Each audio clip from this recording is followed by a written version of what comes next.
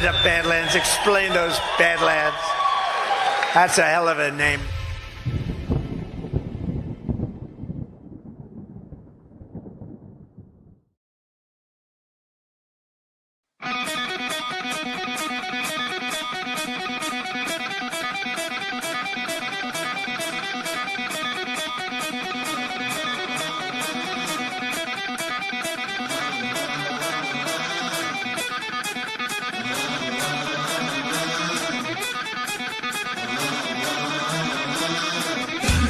All right, good morning, Badlandia. Welcome to Badlands Daily. It really feels like the cat with the laser pointer. It's like you've led the cat up to the top of the building, and now you're leading it over the edge. President Trump is rebalancing trade around the world and making things more fair for the American people. I think that anytime the deep state can like over-capitalize in whatever situation they have, they're going to. But the rest of it is a very well-organized and well-funded color revolution operation of the type they run all over the world again and again and again to destabilize entire society.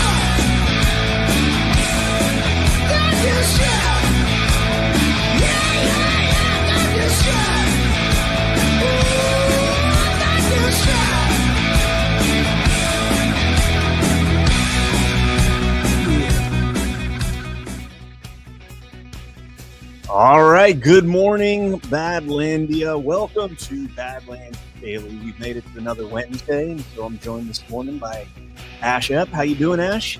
I'm doing well. Doing It's fall well. here. Feels like fall. It's chilly in the morning. My husband is up at Rocky Mountain National Park today seeing the leaf change and stuff. Apparently you have to like buy a pass months in advance to get a leaf change spot to be able to go see. So they left at like 4 a.m. this morning. Are you kidding me? No. You have to buy a pass to watch the leaves change? Yeah. Oh, my Lord. That's a national park. It's not even a Colorado retarded communism thing. Didn't we cover like in Gorsuch Overruled? Wasn't there a case where the guy was riding snowmobiles in Colorado and like crossed over into got lost and BLM, yeah. over? Yeah. That's Crossed nuts, into man. land he wasn't supposed to be in and then and he was a famous guy, wasn't he? Like a race car driver or It something? was Mario Andretti, I think. Was it Mario Andretti? No. John. No. I can't Yeah, remember. that did happen. Such a great book. Everybody should read that book. I think that's probably, besides Government Gangsters, which I'd already read, that's probably my favorite one that we've read so far. Also the most infuriating one. Overruled's definitely the favorite one that I've read so far as well, but I think that's pretty on brand for me. All right, guys, let's jump right into the show. We've got a lot to cover. Trump gave an epic speech yesterday at the UN, just piss and vinegar straight at them. We're going to cover a lot of that. We are going to talk about the First Amendment with a guest here right off the rip. But before we do that, let's get a word from our sponsors. You guys all know that we have two ages, our actual age and then our body's internal biological age. But what I didn't know is that we've likely lowered that biological age without even knowing it. Because here's the thing, Americans eat so many processed foods and not enough fruits and veggies.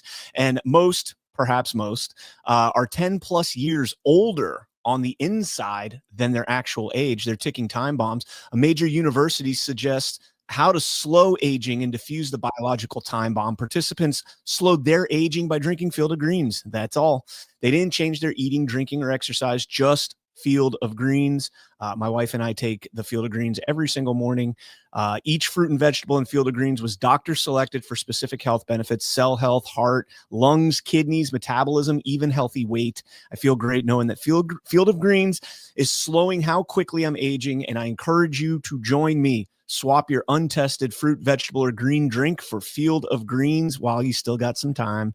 Check out the university study and get 20% off when you use promo code Badlands at fieldofgreens.com. Again, that's promo code Badlands at fieldofgreens.com. All right. And then real quick, before we get into the story, I want to just give a hat tip here and pay respects. Secretary of the Army put this out yesterday. It's with profound sadness that we confirm the loss of 4 brave soldiers from the 160th SOAR in the September 17th aircraft mishap near Joint Base Lewis McCord, Chief Warrant Officer Andrew Cully, Chief Warrant Officer Andrew Krause, Sergeant Donovan Scott, and Sergeant Jadalyn Good. The soldiers embodied courage, dedication, and an unwavering commitment to the mission. Their loss is deeply felt across the special operations community. We extend our heartfelt condolences to their families, friends, and teammates. We are grateful to the first responders and recovery teams. The legacy of these Night Stalkers will forever live on. Night Stalkers don't quit. It's worth mentioning, a lot of people have been pointing this out. Chief Warrant Officer Andrew Krause is the son of one of the co-founders of Mission Barbecue, an absolutely amazing company. My wife was an ambassador for them for like 6 years down here in Florida. She's, met all these people when they started down here, and an absolutely great company, a great man. And it's absolutely tragic to see this. 160th SOAR, for those that don't know, are some of the most badass pilots and air warriors that we have. These are guys that will, land Chinooks on the side of mountains and drop their ramp, and while hovering dismount. They're just absolutely incredible in what they can do. So this is a real loss to the special operations community. God bless those guys. Did they say what happened? I don't know much other than that they crashed in training. Who knows? I mean, like I said, they try some really high speed stuff and push these aircraft to the absolute capabilities, the maximum capabilities that they can do. And I don't know what happened after that. So, All right. On that note, huge story yesterday. It kind of came in as we were going live. And folks, I know we missed the rants yesterday. I'll get to those as soon as we're finished up. I want to be respectful of our guests' time here. So a huge story broke yesterday. We just briefly covered it on Daily. We got to cover it a little bit more now. I immediately wrote a story about it. YouTube capitulates, will allow reinstatement of accounts banned for election and COVID-19 violations. And all of this was sparked by a post here from Jim Jordan of the House Oversight Committee, or Oversight Committee. Judiciary oversight efforts by the House Judiciary Committee. So here to join us to talk about this is somebody I've been following for quite a long time in the censorship battle against these social media entities. So let me welcome to the show, Jason Fick. Jason, how are you doing, sir? I'm good. Thank you for having me. Yeah, absolutely. I've been following you for, and by the way, this is my co-host, Ashe Epp, who also has fought in federal courts over First Amendment rights. Nice to meet you. Pro se, and was successful in doing so. Excellent. Jason, give us a background on how you got engaged in the censorship battle and where you guys are at with your fight. Well, actually, I have been engaged in a fight with Facebook for close to 8 years. We just went to the Supreme Court for the third time. And unfortunately, our Supreme Court is not resolving the issue regarding Section 230, which is ultimately what has caused all of this problem. All of it. It all stems from a simple textual mistake that is easily correctable. We actually have the solution. They just won't do it. And if we can't get the Supreme Court to unify this law, we remain entrenched in this censorship problem until that happens. Now, the interesting thing is that the revelations that have been coming out around this whole judiciary thing are actually proving what we kind of knew at the time. So just to give you all context, what I am suing Facebook over is I had, I believe, 6 or 8 pages taken down, constituting over 14 million fans. They destroyed the rest of my reach of almost 25 million fans on Facebook. And this was in 2016, specifically October 19th, 2016. That date is key. Why? Because as we learn from that email from Hillary Clinton, the Russia hoax was approved by her when, in 2016, to distract specifically from her emails, right? Well, sure enough, what occurred a week and a half before my takedown was the Podesta emails were released by WikiLeaks. I was taken down as, quote, a Russian fake account. Sure. Well, now we know that's a hoax. So the only possible way for me to be considered a Russia fake account, because I wasn't, and because it didn't exist, is if the government told Facebook to take us down. Why? Well, they took down thousands of accounts. They were trying to stop Trump from entering office in 2016. And the reason why that's relevant to what we're talking about now with Google is everybody's thinking that this is some big new revelation. No, they've been doing this for almost a decade. Like directly telling big tech what to do, and big tech capitulated. The difference now is big tech can't keep its secrets.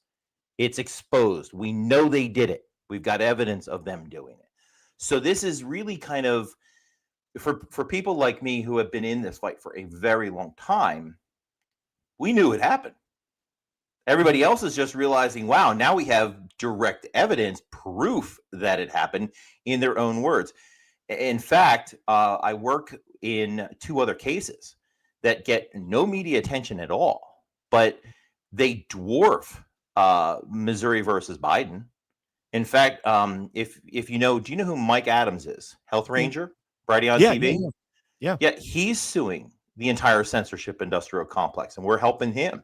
And the bigger one even is the Disinformation Dozen. You remember them? That's precisely what this is about. Like this whole Google release. I mean, everybody witnessed, Biden literally saying they're killing people, and the Bollingers versus the Department of State et al. See, the problem is that when Missouri went after Biden for doing this, they didn't sue the big tech companies, and they didn't even have the Disinformation Dozen as plaintiffs. Well, that's why everybody was freaking out. We're like, oh, well, it got kicked back because there's no standing. Yes, because they didn't have the right people and they were suing Biden. And let me ask you something. Is Biden relevant anymore? He's gone, right? So what redress could the court actually do by restraining through injunctive relief Biden? He's gone. He's useless. We're suing the whole Department of State, Department of Homeland Security, and DOD. Those will remain. Just DOJ. real quick, Jason. Sorry, go ahead. So real quick on that, in terms of the Biden no longer being involved here in the Trump versus Knight's First Amendment case that took place in 20, I think it's been ongoing, but SCOTUS finally heard it in I think 2019 or 2020. Biden had been supplemented with or replaced Trump in that case because Trump was no longer in the official capacity as president. Can that not happen in the Missouri v. Biden? So no, because Biden himself was the problem. It wasn't Trump. So it was the office. Now, could they get a federal injunction? They tried, but obviously it converted to Murphy versus Missouri. And specifically in there, and it was really kind of simple. The Supreme Court said what we need to see is one platform that was coerced by one government to harm one plaintiff. Real simple, right? They didn't have a platform. They didn't have the correct plaintiffs. And the government entity, the Biden administration, was gone. It didn't have the effect. What we're looking to do, matter of fact, we'll talk about 2 big things that could happen here. Okay. What the 2 cases that I just mentioned are looking to do is get a federal injunction against all of the federal government, Department of State, Department of Defense, Department of Homeland Security, every single one of them to stop precisely this. It's not a difficult injunction to do. Now those cases are currently stayed pending, you guessed it, the information that's now being released. The DOJ is acting on Executive Order 14149, which is to get the information as to what happened. They obviously they can't answer our complaints until they know what happened because, of course, the transfer of power. So now they're learning. And I can tell you from an inside point of view, we're working with the DOJ because they're opposite counsel, right? And the DOJ has basically said to us that they're prepared to fall on the sword. They just need to understand how. They need to know what happened. So we've got like people that are not looking for political points or attention or anything, legitimately telling us they're working to fix this problem, which is, it's great news, to hear that from the inside, people that aren't looking for attention or points, so to speak. But in the meantime, and I'm going to explain a strategy here that is going to blow your minds, right? And I'm hope, yeah, we should have enough time, hopefully. Yeah, we can go over. Excellent, good. So I'm gonna give you one. We have figured out how to fix the whole problem permanently without injunction, without the complexities of the censorship industrial complex fight. We can get it at its core. I tried to do that through the Supreme Court. Now let me explain. The reason all of this exists is because the government was not only coercing them to do it, they were also holding their protections over their head. It was a carrot and stick approach. If you don't do what we say, you remember that? If you don't do what we say, we might repeal or amend Section 230. No, that's actually not what they could do. What they could do is apply the law correctly in the courts through specifically controlled judges. Because guess what? Where do all of these cases end up? California. So let me ask you this. In your opinion, do you think the California courts are straightforward? Or do you think that there's problems out there? Big There's ones. a lot of problems in the Ninth Circuit, that's for sure. Precisely. So the question then becomes, are they going to apply it correctly? Well, you remember Biden once said, we'll scrutinize Section 230 better.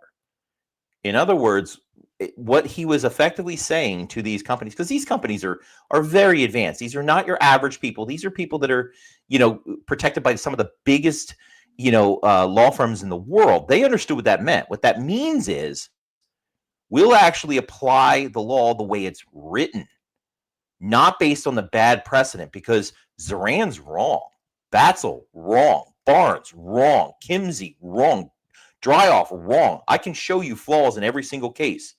And what it does is it gave them a mechanism, like a switch. If they look at the law precisely, immunity will apply. Or excuse me, not immunity will apply. Liability will apply.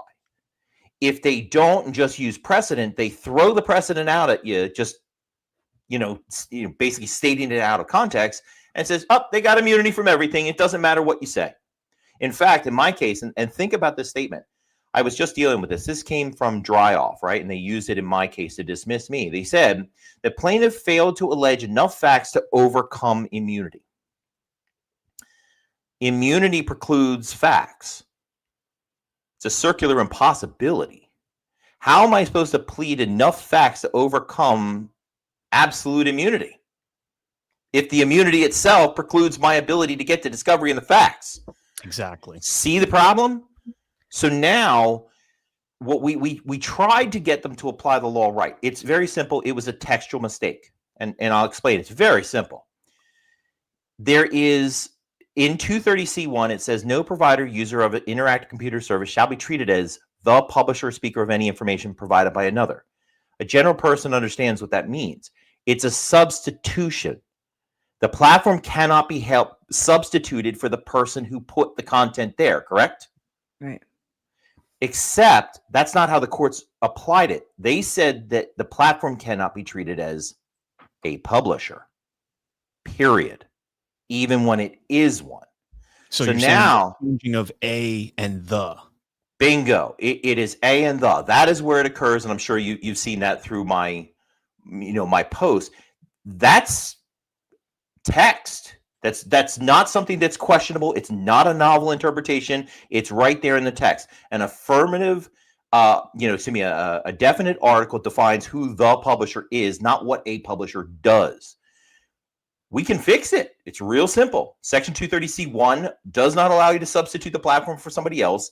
The end. That's it. That's all they have to say. But then what do you do? Go ahead. Where did absolute immunity come from? Is that just through the precedent, through the cases that's come? Where did this idea that they have absolute immunity come from? So remember how I was naming all these cases? Mm-hmm. The reason being is because what's in front of me is I am showing how the law turned into whisper down the lane.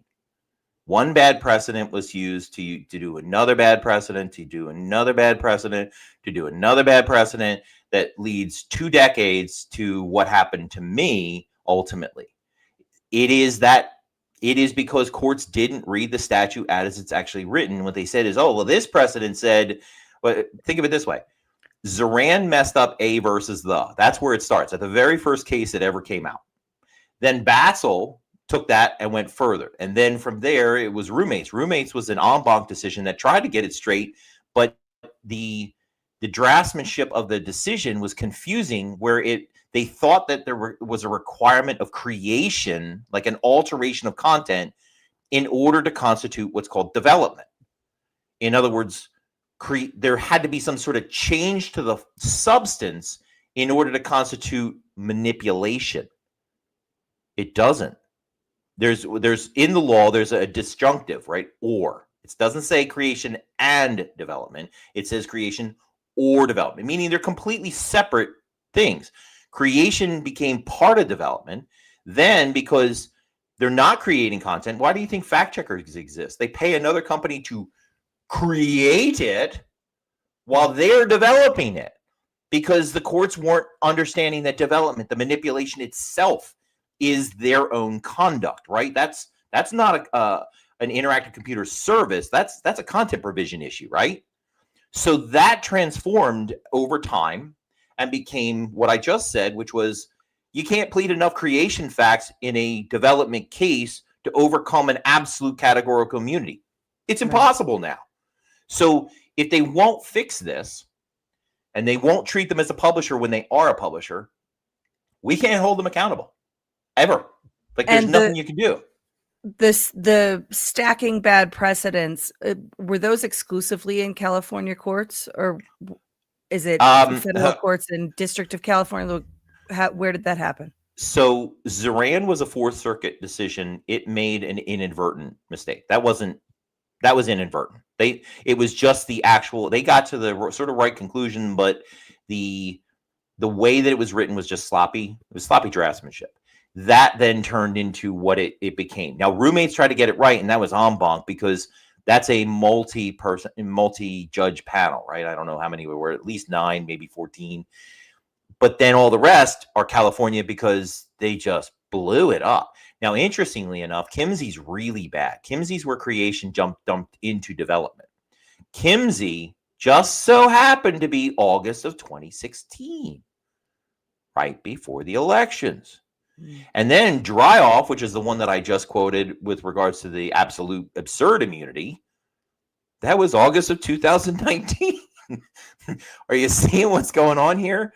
They were setting the framework so that the courts gain discretion to be able to do exactly what Biden said: scrutinize the law when they want, apply it correctly when they want, and not when they don't. And the reason I say that is because Enigma, which came out almost the same time my case was decided, they actually applied the same law, same factual pattern as me. Mine was immune, theirs wasn't. And they will not, under any circumstance, reconcile us. They claimed that I advanced it untimely, even though I advanced the same arguments. Now, the question then becomes why? Why are they not letting me through to discovery? Well, it's real simple now. That I was taken down as part of the Russian hoax. Yeah. I was the first casualty of this war. So just for the audience's sake, because there's some folks there's too many cases, too many questions. It's a lot. I want to just because I think what you're saying, and I'm going to make this real simple, right? We hear a lot from the legislators that we have to amend 230. We have to get rid of 230. We have to overturn 230. What you're saying is we really just need to apply 230 as written. That the language of the law protects creators and it protects developers, and there's distinctions in the law from that. That's precisely correct. Okay, good. So the way that I've seen this show up, and it's, in my personal experience, so it's anecdotal, but the federal law and infrastructure enable the censorship apparatus, but where I really have seen it shown up is in the states. We had in Colorado, our Secretary of State had a department within her Department of State that was focused on scraping Twitter, scraping Telegram, looking for people that were saying bad things about elections. For me, it was, election denialism was the crime of the century. It was akin to voter intimidation under the Klan Act. But the infrastructure to affect the censorship and to identify and flag these people, and the people working with the people at the publisher, person at Twitter, Elvis Chan, right? Remember that guy and that whole thing.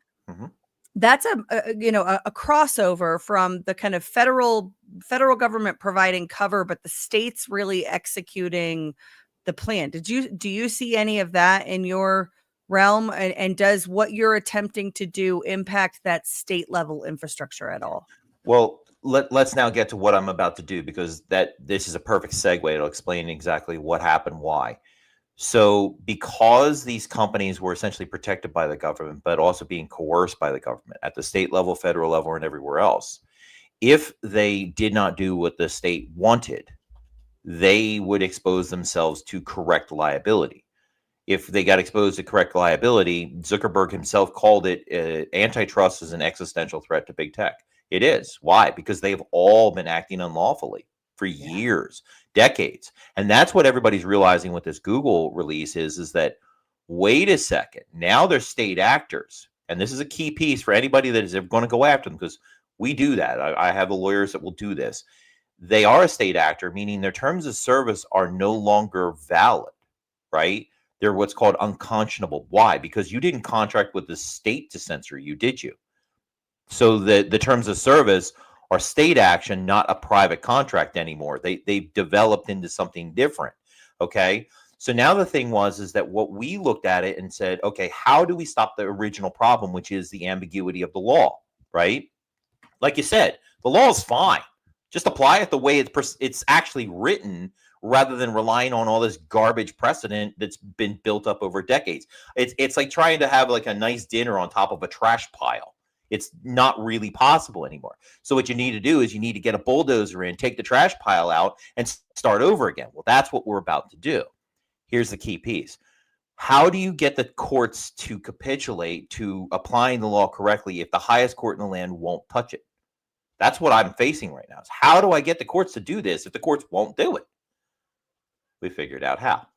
This is where it gets interesting. This is what the plan is.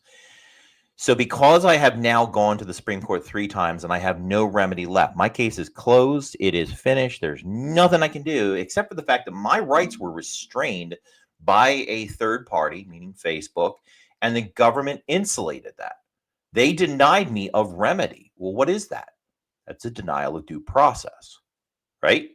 Oh, I have a constitutional injury. Everybody says, oh, they're affecting my free speech. No, a private entity can do that.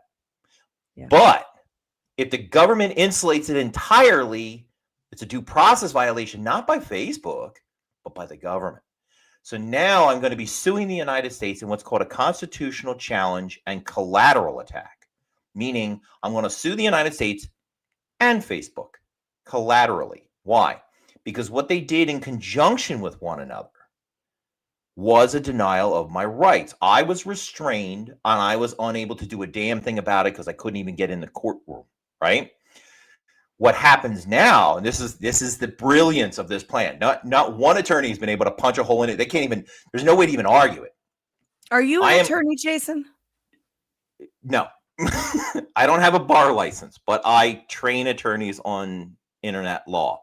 Because I've become a subject matter expert in this. Sure. No one can touch me anymore, frankly. I am not disparaging you for not being. No, absolutely. It's a clarifying question. Well, the reason you're asking is because I know more about this than most attorneys do, right? So here is the play, and this is really kind of a strategic 5D chess move.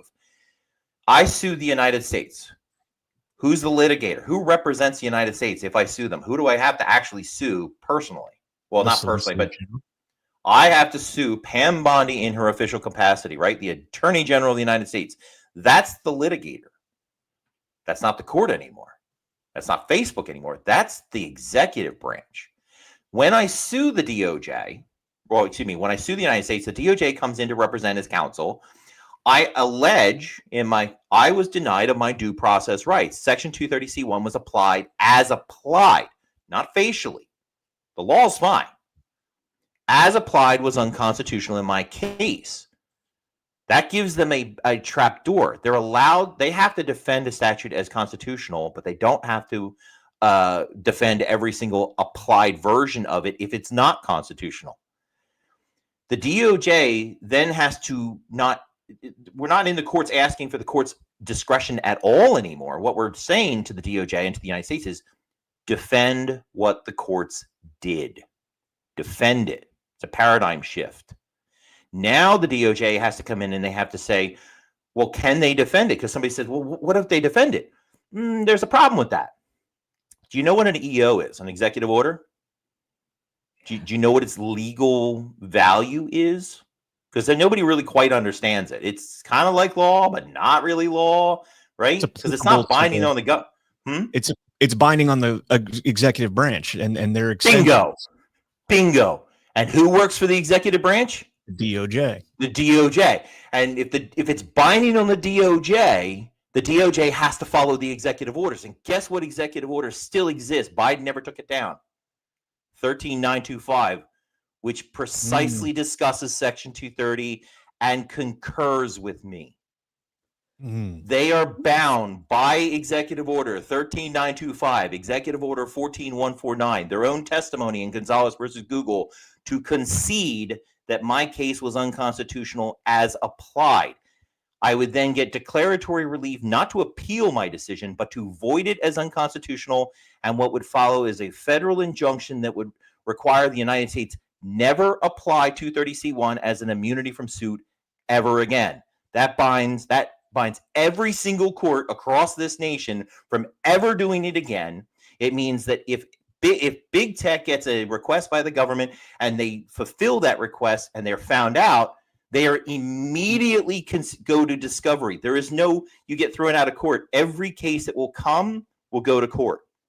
And that's the remedy that you're asking for in the case you're about to bring? It's not even the remedy I'm asking for. I'm demanding it now. I'm demanding them follow my constitutional rights. So this puts the executive in a really weird situation, because if they try to fight me, try to find some way out, then Trump's DOJ is not actually fighting for free speech, because this will fix it. It will fix all of it. Wow. This is a mind-blowing move, and I've had some attorneys look at me and go, holy cow. Yeah, there's no way out. They are obligated. Have you filed this, or you're about to file it? Well, we're about to file it. I'm working. Okay. That's precisely what I was working on today.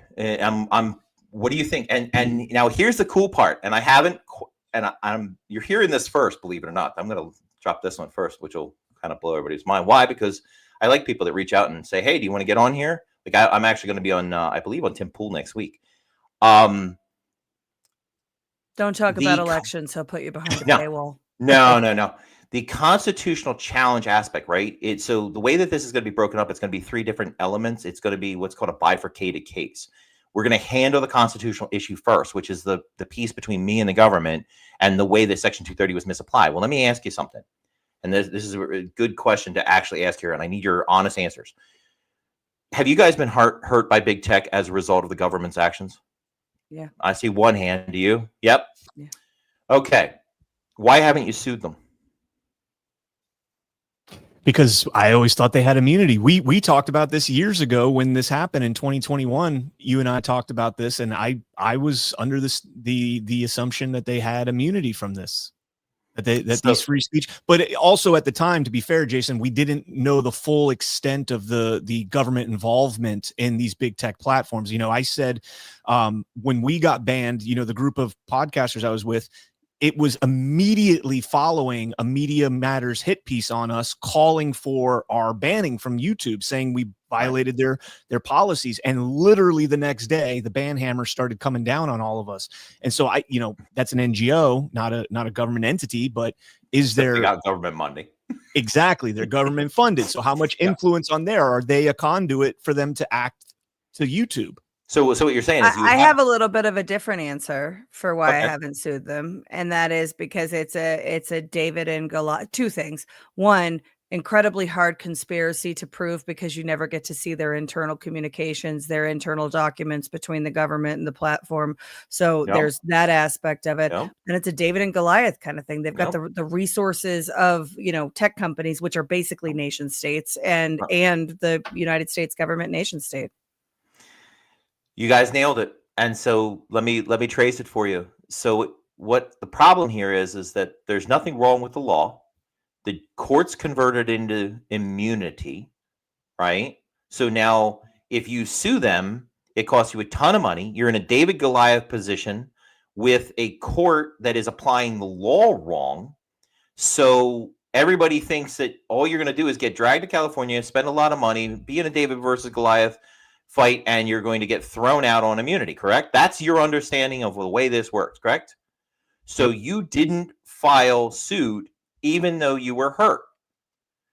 Would you call that a chilling of due process? Yes. Absolutely. 100%. Ah.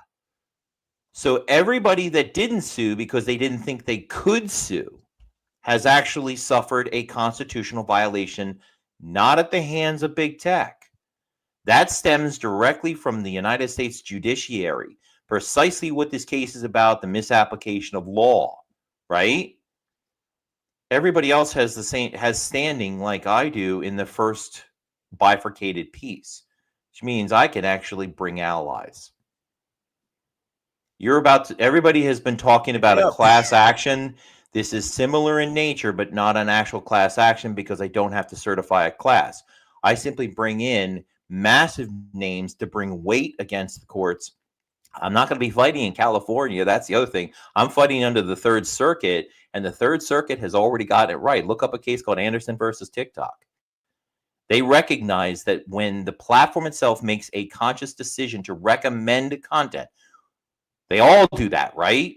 Yes. And that content is unlawful, the blackout challenge in that case, and that causes harm. You're not attempting to substitute the TikTok for the creator or publisher of the blackout challenge, but hold it accountable for its own negligent manipulation of that content. They got it right. They understood the difference, the nuance between treating them as the publisher and holding them accountable as a publisher. Very different. So if I do this, I may open this up to having co-plaintiffs ride along in name to basically save America's free speech with the internet. Jason, if you decide to do that, please reach out to me because I said, all my colleagues that I was doing shows with back in the day, we just did a show last night. They'll all jump into that because we heavily discussed it following our suspensions about suing over this. And that's ultimately the conclusion we came to is 230 gives them immunity. So well, I mean, you explained it in a very eloquent way. And, I know I'd read some stuff you published prior to that about that kind of missing nuance in section or overlooked nuance in section 230. I want to ask you before, and I'll land it here if Ash has a follow-up question. But when we're talking about section 230, I think, what President Trump has done and especially what happened in Kash Patel's hearing the other day with Moskowitz and Kash Patel over 230, President Trump has been essentially threatening to get 230 amended to remove that liability. And I tell people all the time, you don't want to see the liability removed because the platforms will clam up and they all but turn into mass censorship apparatuses at that point. Like if they don't have that liability protection, they won't allow you to say anything on their platform because they could be sued into oblivion. But what I've always said, that's actually incorrect in and of itself. Remember what I just said. 230C1's true purpose, which hasn't actually been applied correctly, is that it cannot be substituted for the person on their site. Meaning, actually what they do is shove back from the table and go, we're not involved. But in circumstances like the government coming to, like, let's say law enforcement comes to and says this is pedophilia. Well, now they've been put on notice. Now how do they handle it? Well, that goes to a factual determination, not immunity from suit anymore, because they themselves have consideration. So no, it wouldn't increase censorship. What it would do is it would force them to actually allow the content to remain without their intervention. Well, yeah, but if you remove the liability and they can be sued as the publisher or the platform that's platforming, they can't be sued as the publisher of it. They can only be held accountable for their own actions. If they do not act at all, that's what it protects. That's what immunizes them, in effect, not actually in reality.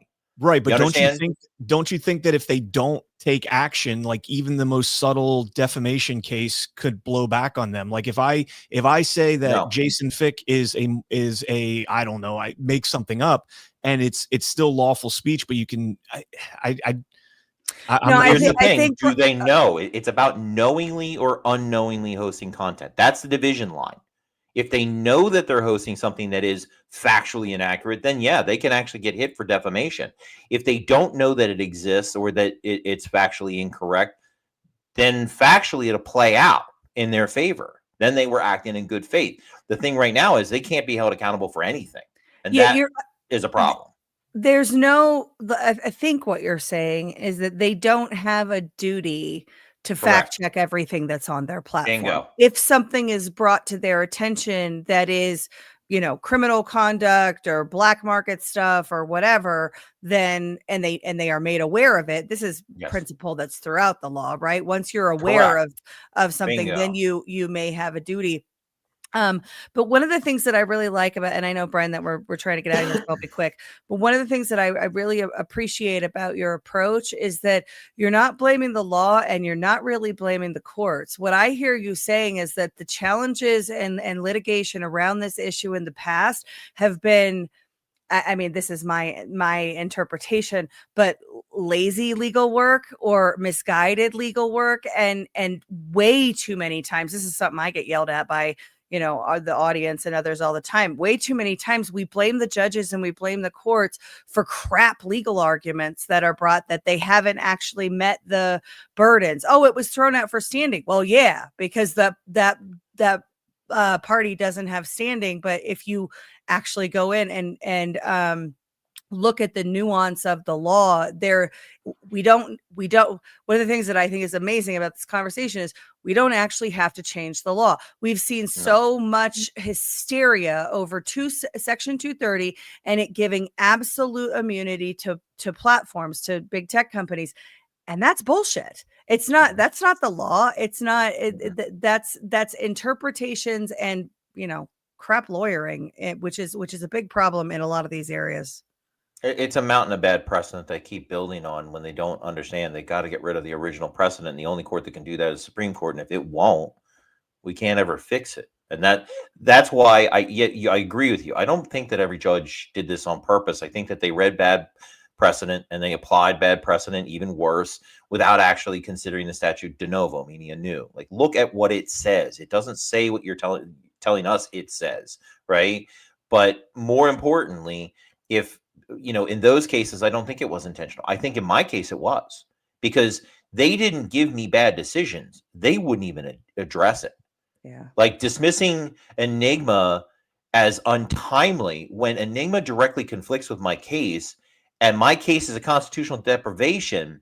That's not willful. That's willful negligence, not ignorance, right? It's one of those, well, wait a second. No. Your own precedent doesn't reconcile here, but you won't reconcile it because reconciling, guess what, fixes the whole mess. Yeah.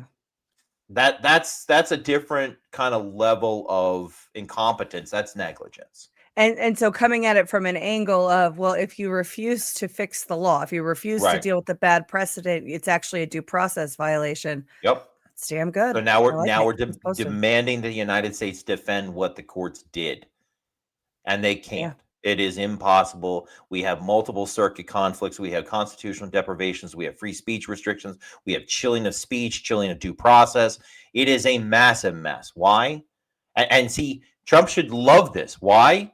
Because his executive order will literally circumvent the Supreme Court, become binding precedent on the entire court system and the federal law, and all of a sudden the law works correctly. It's effectively pitting Article 2 authority against Article 3 authority to fix Article 1 authority.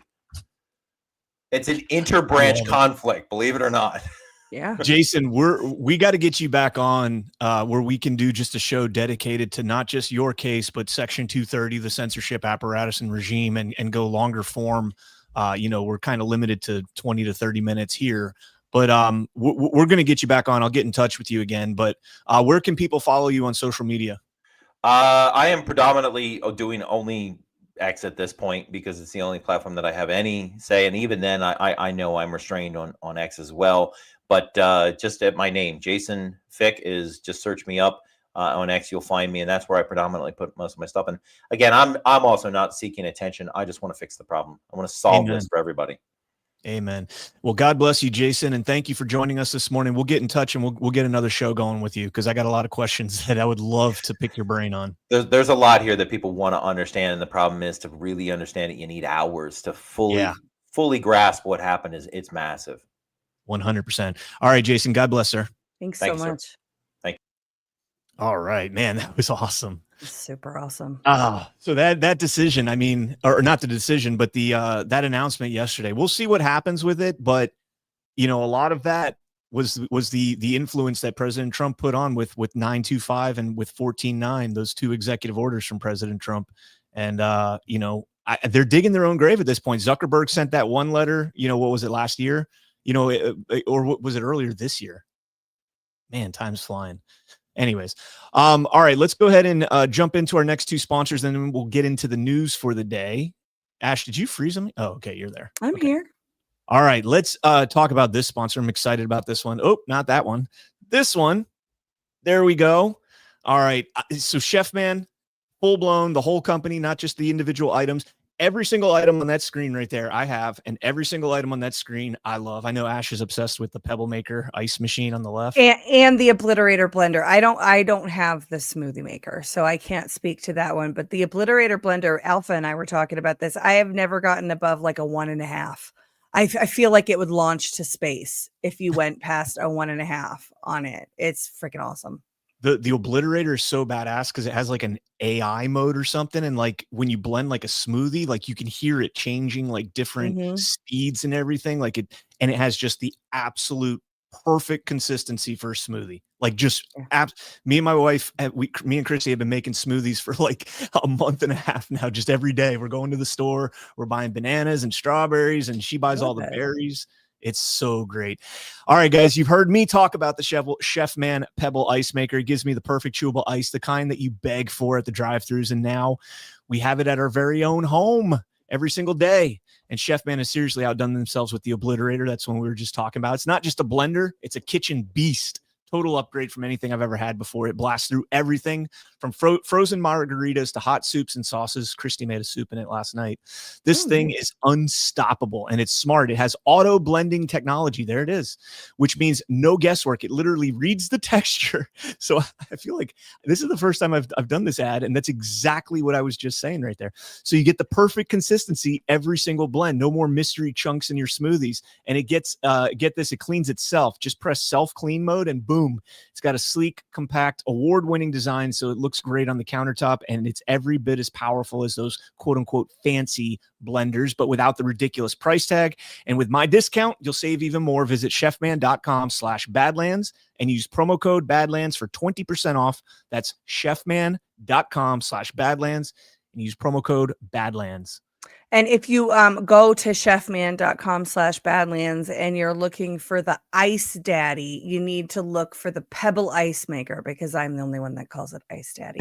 But I do, because I love it. She does. She calls it Ice Daddy. It's kind of weird.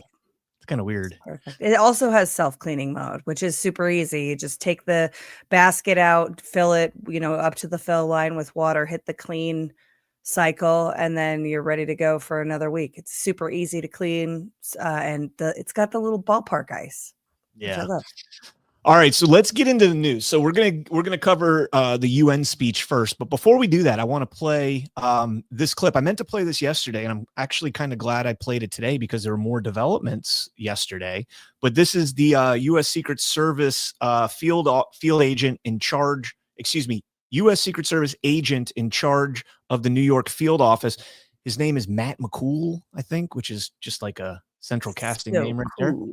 Yeah, but check this clip out, man. This is got to give hat tips.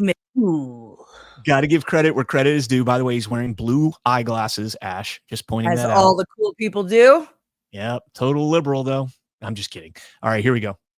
The investigation led us to the New York tri-state area, where investigators discovered tens of thousands of co-located and networked cellular devices capable of carrying out nefarious telecommunications attacks. These devices allowed anonymous encrypted communications between potential threat actors and criminal enterprises, enabling criminal organizations to operate undetected. This network had the potential to disable cell phone towers and essentially shut down the cellular network in New York City. These devices were concentrated within 35 miles of the global meeting of the United Nations General Assembly, now underway in New York City. Given the timing, location, and proximity, and potential for significant disruptions to the New York telecom system, we moved quickly to disrupt this network. To be clear, These recovered devices no longer pose a threat to the New York tri-state area.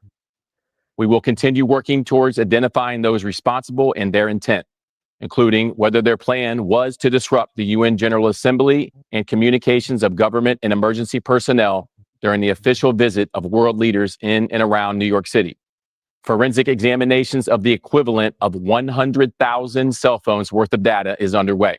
Early analysis indicates cellular communications between foreign actors and individuals that are known to federal law enforcement. Given the sensitivity and complexity of this investigation, we are not able to go into specifics at this time. This is an open and active investigation, and we have no arrest to announce today. Rather, this announcement is designed to safeguard critical infrastructure and responsibly provide the public what we can at this time.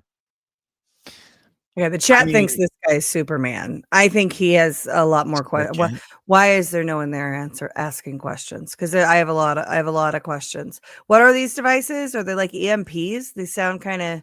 So they put up a picture of what they are, and it looks like, you know, there's. I mean, it's just a small little studio apartment room with like devices on the floor, and I don't know what all this stuff means. I mean, I understand what he's explaining. I don't know, like I can't look at the devices and tell what they are, but it sounds like, you know, this had the capability of shutting down.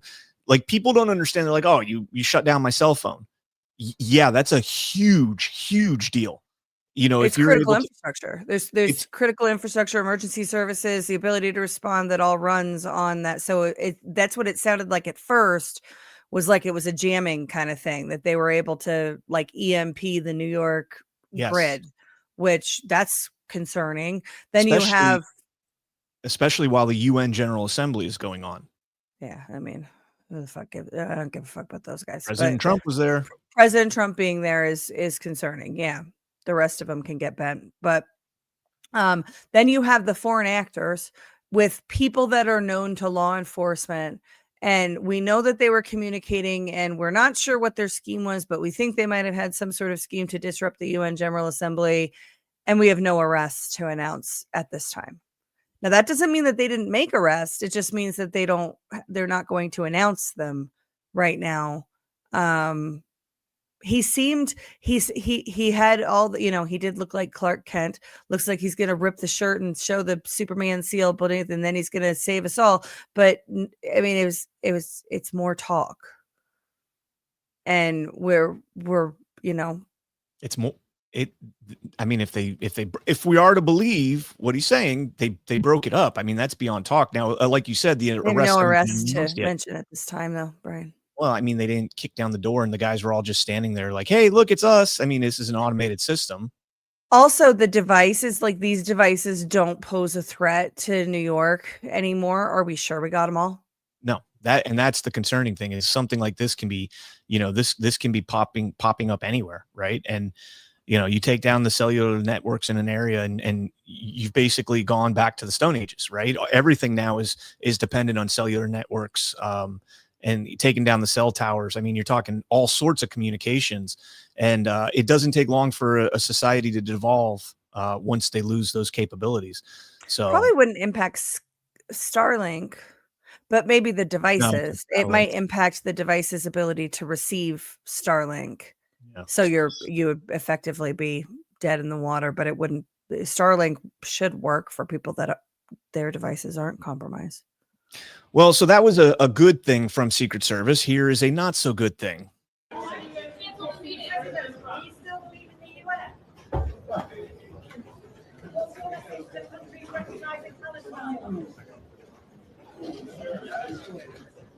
President Trump, why did you cancel the meeting with Chuck Schumer?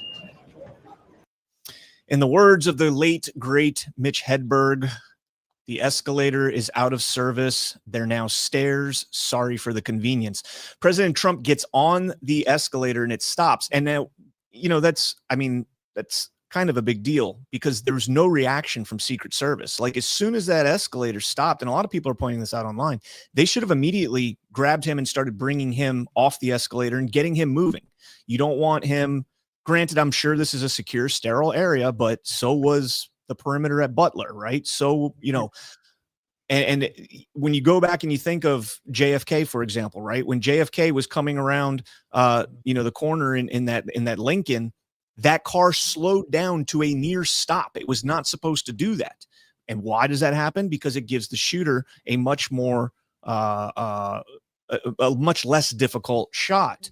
Now, I'm not saying that that's what was going to happen here, but that's just a woefully inadequate response from the Secret Service in that. Well, it's kind of like if you think of and I'm not going to think of a specific example because they're all of these movies seem the same to me, but like the spy CIA in the Middle East kind of movies where they're running an operation and they're trying to funnel people into the box or the kill zone, right? Like you want to get where you want your target to go. And this is, maybe the escalator just broke down and, that's it worked fine for everybody there, except when President Trump and Melania Trump got on, then all of a sudden it malfunctioned and it's a totally normal thing.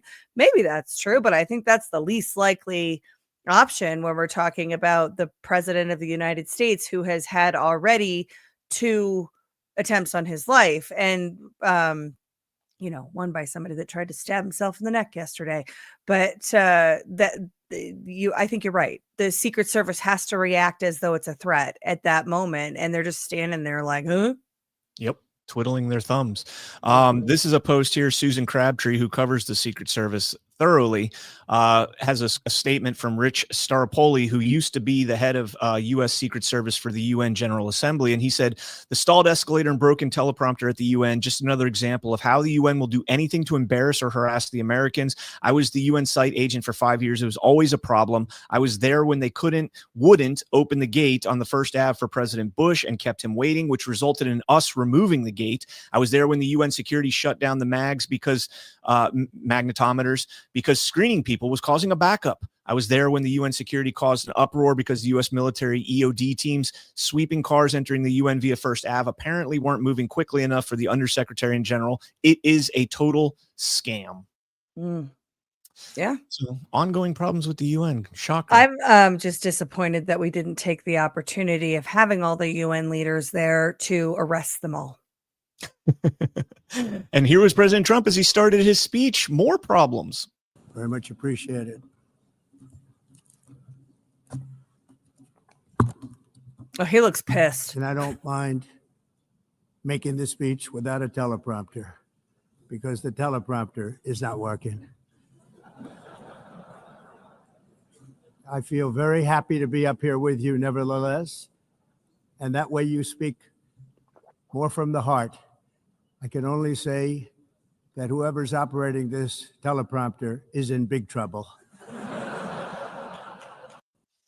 At least he didn't freeze and panic and everything else. I mean, it's nice to have a competent man representing our country on the global stage.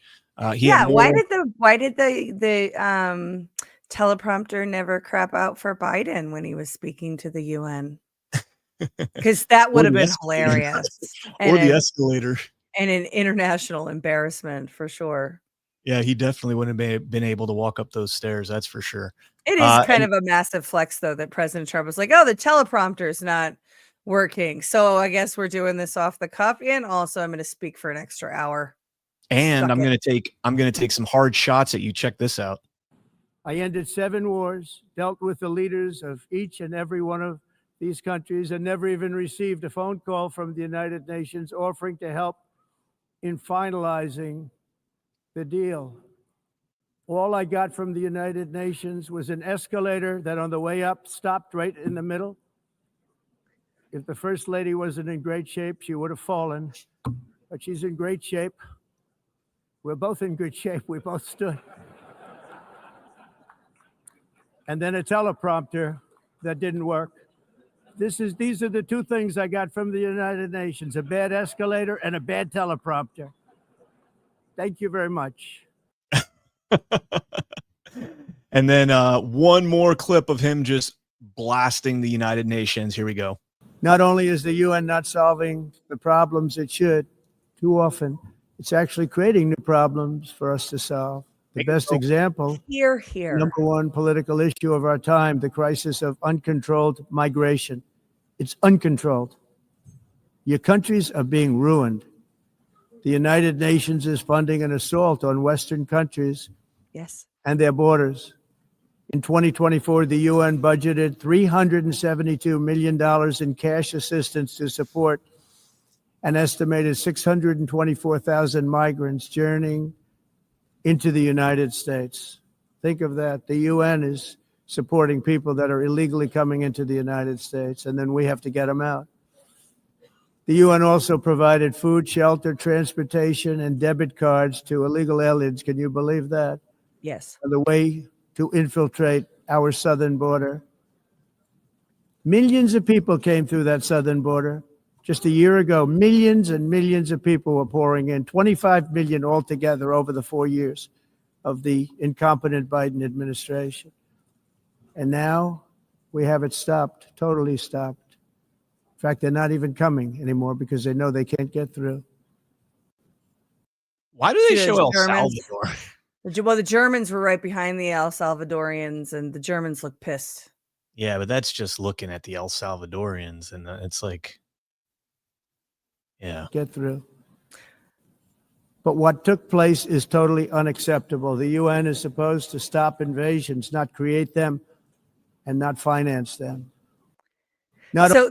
This is really important to understand, and we talk about this on Culture of Change, a few shows over the years on this, but the mass migration that the UN is enabling and funding is actually a plan. It was predicted by McKinsey in the first decade of this century, and not just McKinsey, but McKinsey's the strategist, right? They're the world strategy firm, and that position is taken and adopted by all the other, think tanks and thought leadership entities.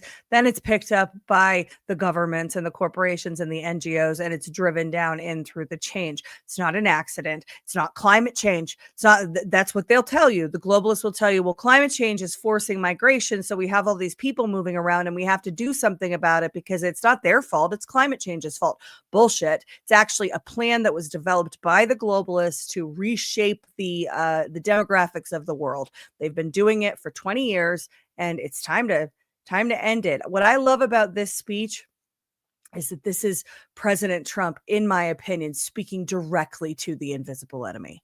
Directly. He is in the arena speaking, and they're trying to mess with him, right? The escalator, the teleprompter, who knows what else. And it's the final boss. Maybe it was actually, I hate using the term, but maybe it was the white hats that did all that to him, building up to it, to kind of fester the resentment that he has for the United Nations and put it on brilliant display, because that's the only thing that could be used to describe what the smackdown that he gave him. And I've got probably 5 or 6 more clips of this. Very quickly. That is the only thing that explains the Secret Service's inaction. There you go. If you don't get away from this green scam, your country is going to fail. And I'm really good at predicting things. They actually said during the campaign, they had a hat, the best-selling hat. Trump was right about everything. And I don't say that in a braggadocious way, but it's true. I've been right about everything. And I'm telling you that if you don't get away from the green energy scam, your country is going to fail. And if you don't stop people that you've never seen before, that you have nothing in common with, your country is going to fail. Now he's alluding to, the mass migration there. People you've never seen before. You're going to lose your cultural identity. And that's something that, has been talked about a lot here, but he started that off. The Green New Scam is the reason for so much of the globalist policy coming out of the UN and the World Economic Forum. We have to do these things for climate change. So him putting a spotlight of that on Green New Deal and the Green New Scam in the context of immigration is very intentional. And when he started off by saying, I'm very good at predicting things, he had to have been referring back to his 2018 speech right here. Germany will become totally dependent on Russian energy if it does not immediately change course. Here in the Western Hemisphere, we are committed to maintaining our independence from the encroachment of expansionist foreign powers. Look at them all just laughing it up there. All 5 of them are just smirking. It has been the formal policy of our country since President Monroe. There you go. So he is very good at predicting things. They weren't laughing and smiling yesterday, though. They looked pretty pissed in Germany. Well, yeah, because of this. Here we go. I just got everything segueing here. For those tariffs to be effective, European nations, all of you are gathered here right now, would have to join us in adopting the exact same measures. I mean, you're much closer to the city. We have an ocean in between. You're right there. And Europe has to step it up. They can't be doing what they're doing. They're buying oil and gas from Russia while they're fighting Russia. It's embarrassing to them. And it was very embarrassing to them when I found out about it, I can tell you that. They have to immediately cease all energy purchases from Russia. Otherwise, we're all wasting a lot of time. So I'm ready to discuss this. We're going to discuss it today with the European nations, all gathered here. I'm sure they're thrilled to hear me speak about it, but that's the way it is. I like to speak my mind and speak the truth. As we seek to reduce the threat of dangerous weapons today, I'm also calling. Yeah, they didn't look. The European Union delegation didn't look thrilled either. No, they're not happy at all. They were not happy about that speech at all. Oh, that makes me so happy. You know the idea of Germany and the EU being unhappy makes me very happy. I was This is really, what I voted for. when he said there's an ocean between us, immediately my mind went back to Zelensky when he was in the Oval Office and he said, you have an ocean between you. And, you know, President Trump reinvoked that statement that, you know, we have an ocean between us. But he goes on, let me see, hold on, let me make sure that I have this right, because he goes on to talk about, I want to get this right. Hold on, kind of got thrown off a little bit. Whatever, I'll get to the clip eventually, but he goes on to talk about America's potential for energy dominance, our gas, our oil, our coal, clean, beautiful coal. And he's basically, you know, going back to the 2018 speech where he was saying, you guys are going to be dependent on this. And now he's saying, you guys didn't listen to me in 2018. You're dependent on Russia. You're fueling the war that Russia is waging against Ukraine by being dependent on their energy and having to buy their energy. You had the opportunity. I tried to warn you, you dumb sons of bitches. Now come over to America. We've got plenty. But they won't do it. And I don't know what's going on with that. You know, maybe that's a question for Gordon or something. Yeah. All right. Let's play this clip here. The entire globalist concept of asking successful industrialized nations to inflict pain on themselves, radically disrupt the entire globalist concept of asking successful industrialized nations to inflict pain on themselves and radically disrupt their entire societies must be rejected completely and totally, and it must be immediate. That's why in America I withdrew from the fake Paris Climate Accord, where, by the way, America was paying so much more than every country. Others weren't paying. China didn't have to pay until 2030. Russia was given an old standard that was easy to meet, 1990 standard. But for the United States, we're supposed to pay like $1 trillion. Yep. And I said, this is another scam.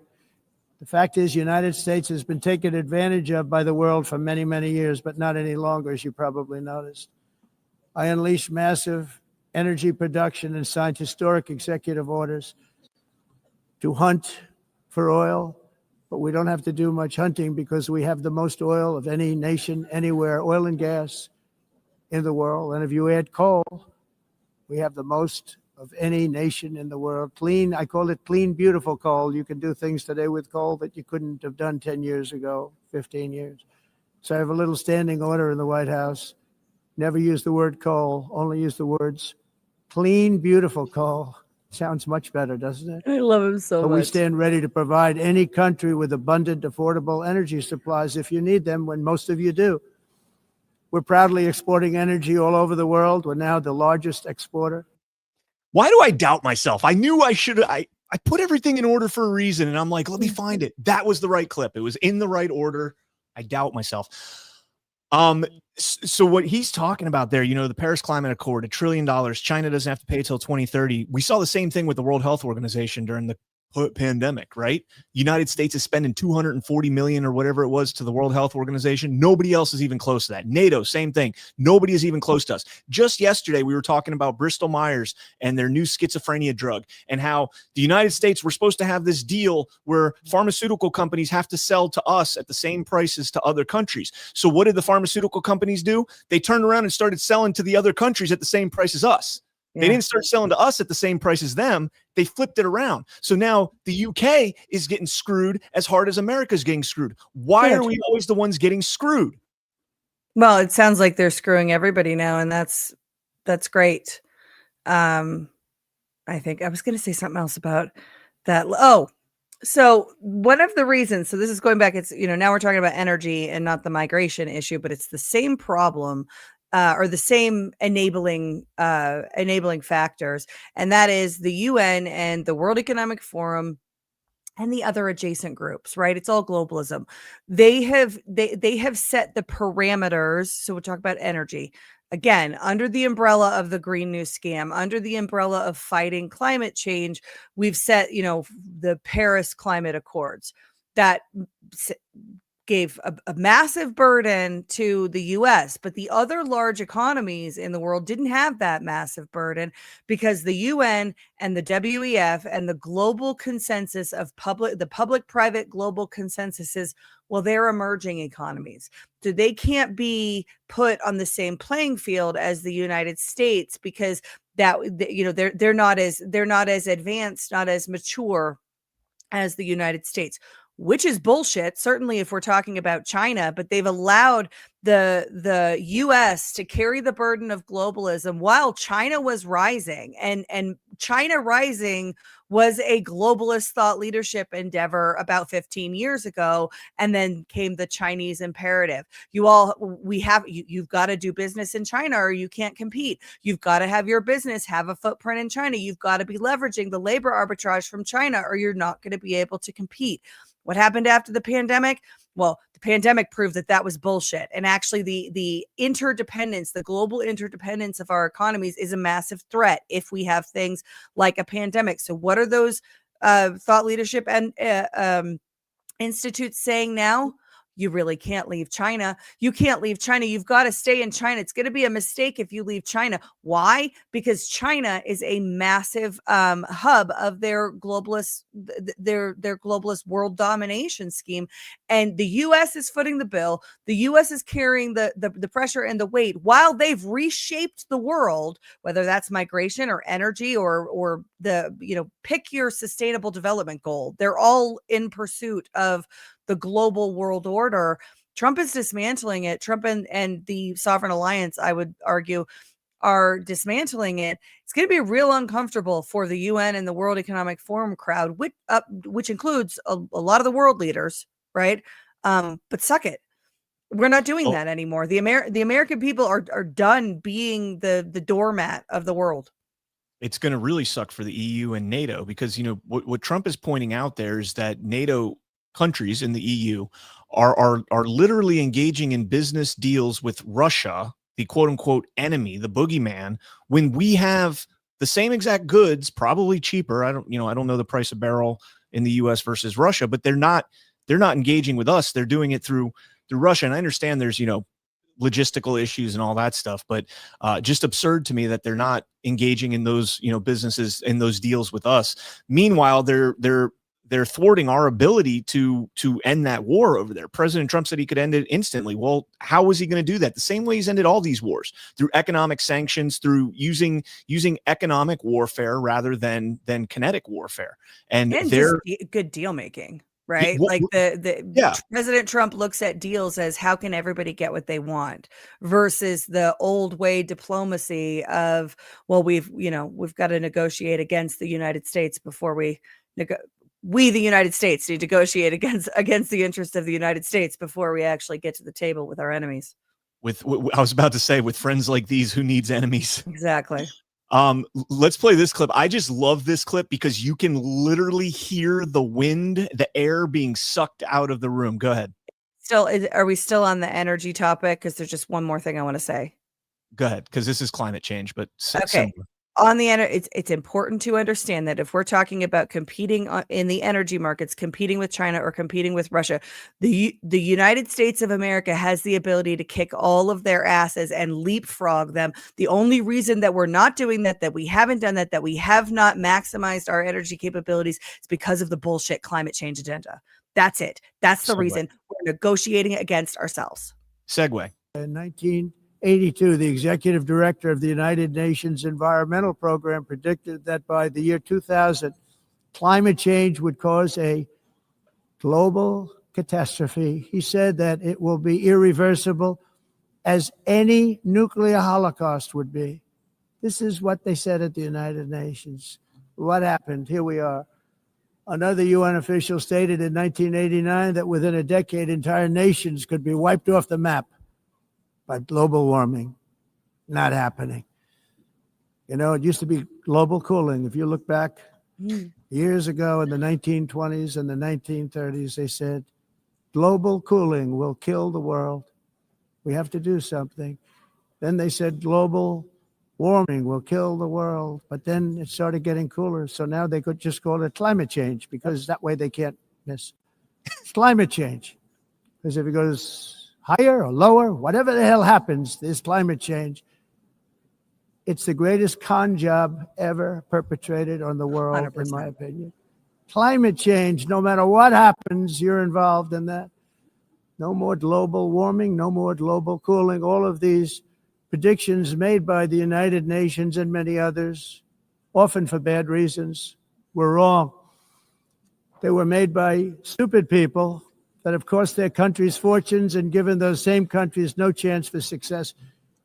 All right, now I want to play just real quick back to back because this is the continuation of that speech right there, and it's important. The primary effect of these brutal green energy policies has not been to help the environment, but to redistribute manufacturing and industrial activity from developed countries that follow the insane rules that are put down to polluting countries that break the rules and are making a fortune. They're making a fortune. European electricity bills are now 4 to 5 times more expensive than those in China and 2 to 3 times higher than the United States. And our bills are coming way down. You probably see that our gasoline prices are way down. You know, we have an expression, drill, baby, drill. And that's what we're doing. We're going to be much lower in a year from now. But they've come way down over the last year. As a result, every air conditioner is like very uncommon to see one in some of these countries because the electric costs are so high. So while the U.S. has approximately 1,300 heat-related deaths annually, that's a lot, Europe loses more than 175,000 people to heat deaths each year. Because the costs are so expensive, you can't turn on an air conditioner. What is that all about? That's not Europe. That's not the Europe that I love and know. All in the name of pretending to stop the global warming hoax. If that statistic is real, that's mind blowing. 175,000 people succumb to heat injuries in Europe. That's crazy. But going back to what he said in the beginning there about the redistribution of manufacturing, this is something they never talk about in the climate change movement, and it's something that's imperative. And that is over consumerism.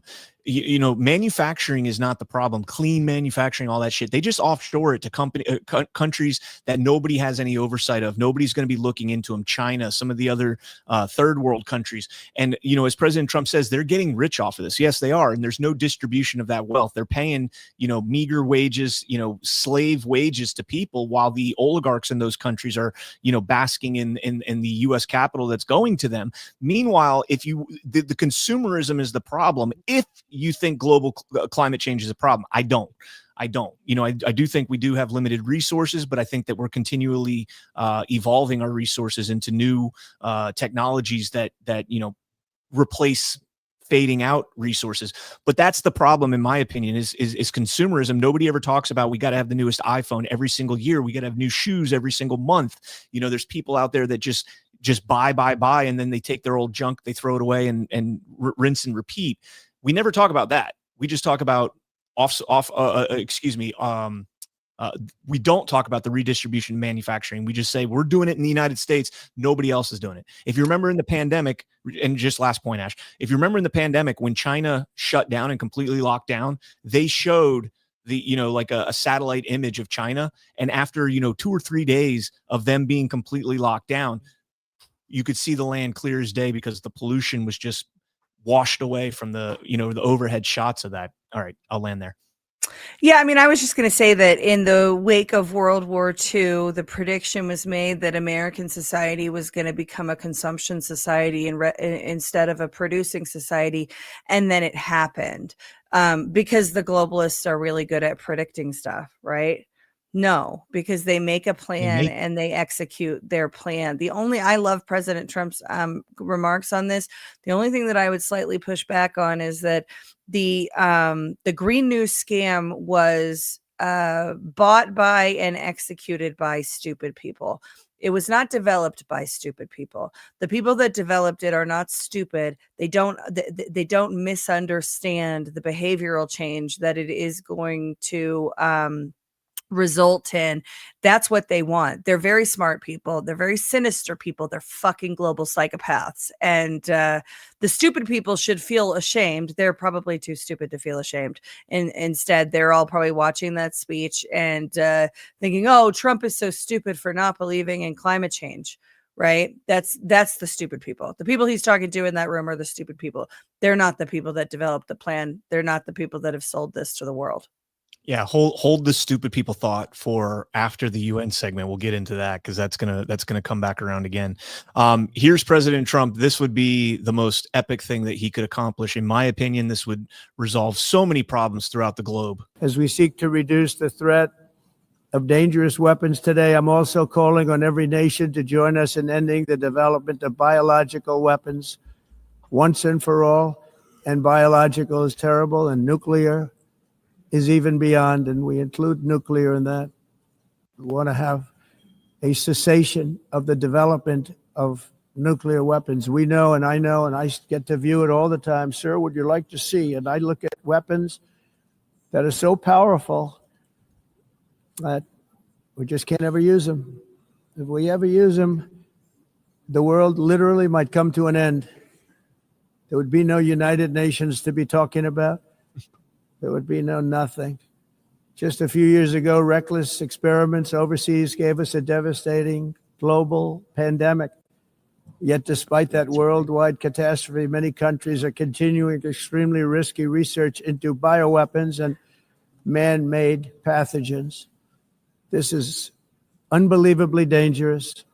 To prevent potential disasters, I'm announcing today that my administration will lead an international effort to enforce biological weapons convention, which is going to be meeting with the top leaders of the world by pioneering an AI verification system that everyone can trust. Hopefully the UN can play a constructive role. And yeah, I don't know about trusting an AI verification system, but I'm all for the cessation of nuclear weapons and biological weapons, especially with the advancements they're working on, biological weapons that can be used to attack certain people based off, genetics, DNA, certain races, certain ethnicities, certain, physical attributes. That's all I got to say about that. Yeah, I mean, AI verification system that everyone can trust. There are, G-Money had a guy on, and I can never remember the guy's name, but he had a guy on a couple of months ago who was out of Denver, and he was working on kind of it was a blockchain solution for real-time tokenization and verification of information. So if you have the use case example was like you have somebody on the ground in a war zone, you'll have a technology solution that allows you to verify in an immutable ledger, to verify that the person is really at that geolocation, is really who they say they are. Can't necessarily verify what's in their mouth, but what's coming out of their mouths, but the details around the reporting. It's not AI that is generating this report. It's Brian, and he's actually at this location because we can prove that. I don't know how all that works. I think those solutions can be helpful. I fear our ability to develop technology solutions that allow us to keep up with the innovation, which is, kind of what President Trump is talking about on the weapons front, but the innovation and being able to, have verifiability in that front. I'm sure one thing that we know for sure, Brian, is that the AI tools that we're given as consumers are tinker toys compared to what the DoD has. So maybe they do have that capability. I don't like the reliance upon technology for truth, though. I was actually thinking about this last night because, we're going to have a segment coming up and, the capabilities of AI and how they can be used. I think President Trump has used AI in addition to other things, but he's used AI over the last, several years to game plan the track they're on right now, right? The progression they're going through right now. And I started thinking about this because I was watching some of the Antifa crap from last night. And I was thinking to myself, you remember the book Last President, the Ingersoll Lockwood book and the Barron Trump stories and all that stuff? Do we know? I mean, we know when that was written, but do we actually know No, when that we was don't. written? Does anybody have a copy of this book from 1898 or from any of that time? Because this just popped up again in 2017. Is this something that, could have been a construct of, artificial intelligence? Write me a book that is going to incorporate Barron Trump and be just broad enough that people catch the nuance, subtle hints that are being made here. And all of a sudden it pops up now and it's kind of becoming very prophetic. If you read the Last President portion of it, it has a lot to do with the things we're seeing going on right now. I don't know why I'm going off on that tangent there, but I was literally thinking about that last night. I think that's one of the big, and it's been a while since I bought that book, but I don't know where it is, and it's not within arm's reach. But the one of the biggest challenges to that whole story arc is that nobody can prove that book was written when it was said to have been written. Interesting. Fascinating. I was thinking about that and I was like, AI could easily manipulate that whole entire thing. I mean, they can manipulate anything at this point. And so one thing that I see a lot of people doing in arguments and in making cases and other things is, well, that was before AI. Right? Like that, we know that video or that whatever is real because I saw that before AI. Here's the problem, guys. The DoD has had AI that, DARPA and the clandestine and other classified domains have had these technologies long before they allow us. And they gave us Chat GPT 1, 2, 3, 4, and 5. They brought us along that change curve of, it's getting better. Now it doesn't mess up hands and faces as much. Now it's giving me this. Now it's not always giving me wrong answers anymore. Now sometimes the answers are good. Oh my gosh, I just wrote something and it didn't hallucinate at all in that. It's getting really good. The training of AI is going amazingly well. And I just want to remind people that that's a story. We're interacting with a tool at various levels of development that they're telling us a story about and giving us it's an interactive story, right? We're going through this with it. It's not the innovation arc of AI though. That's bullshit. And I think we know that because of things like the AI dilemma. Right? The problem set that is presented to us in the AI dilemma is from a long tail of AI development. It is not from the short arc that we've had of playing with ChatGPT. Yeah. Rumbleson in the chat says, I've had the book for a while and said 2 to 3 years. The problem is 2017 is when people started picking up on it because of the Barron Trump references in there. And like, I'd love to see anything that predates 2016, 2017, where they're like, oh yeah, I read Ingersoll Lockwood's, the Secret Tales of Barron Trump or whatever it is, the Curious Tale. It was never really mentioned. And so is that something that was just pushed out, slap a tag on it, copywritten in 1898, whatever year, 1889, whatever the year was. And then, if we believe that AI in the hands of, our quote unquote overlords, the federal government, et cetera, DARPA, all that stuff. If we believe that it is far more, some people estimate 50 times more potent than what we have available to us. Yep. I mean, you can go online and look up when was Ingersoll Lockwood's book first written, and AI can generate a website instantly that's going to pop up as your first click, and you're going to read that and you're going to be like, oh, well, this article was written in 2016. Was it really written in? So I don't know, man. It's a very interesting reality that we live in right now. Yeah, there should be a record of it before 2017. Like, give me the original. I want to see the faded out pages. I want to see the text that looks like it was made on a printing press. April Ann says there's an 1890 original copy on eBay for $3,000. Little Baron Trump. Let's crowdsource. You have to pay $3,000 to touch it. Yeah. All right. And then you have to be able to. Then you have to be able to validate the paper, validate the ink. Validate, you have to verify the same way that we verify ancient manuscripts and other things, because those are forged all the time, right?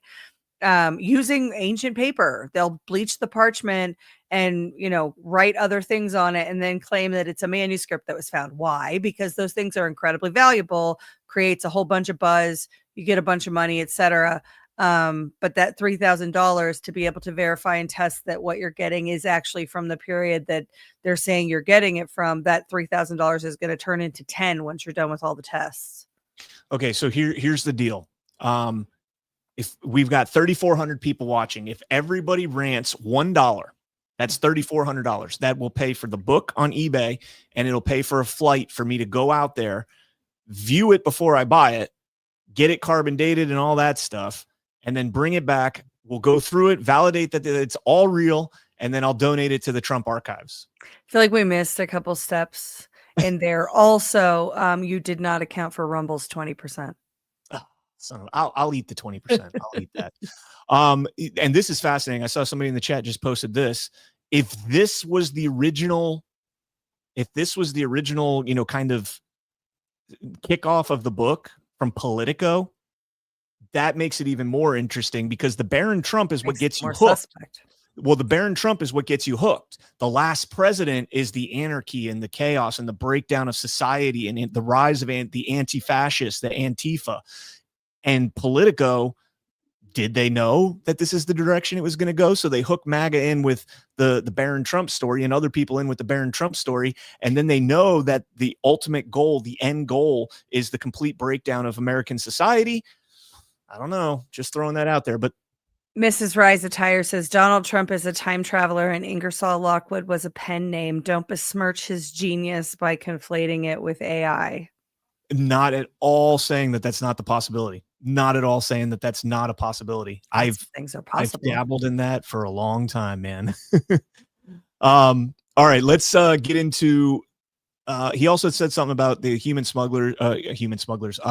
drug smugglers, and saying how we killed 3 of them last week or 4 of them last week. They had enough drugs on there to kill 25,000 Americans. We've lost 300,000 Americans to the drug war.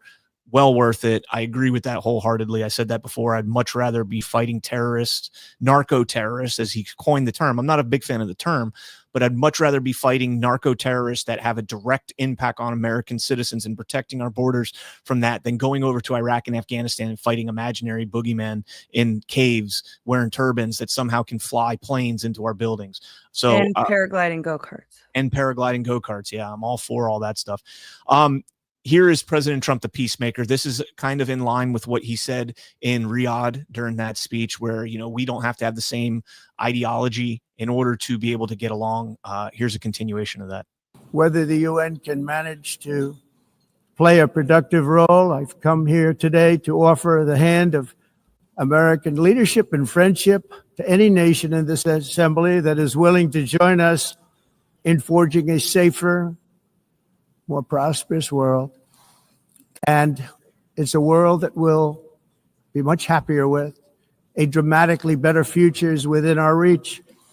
But to get there, we must reject the failed approaches of the past and work together to confront some of the greatest threats in history. Again, I think that's sounding like the P-50s versus the P-47s or P-45s or whatever it was, that conspiracy about, the shapeshifters that have come back in time to push us into 2 separate directions that we could potentially go. No, Trump's just saying, let's have a peaceful planet, and we can deal with our conflicts through diplomatic and economic means rather than trying to kill each other. Anyways, Or it could be the shapeshifter thing. could be.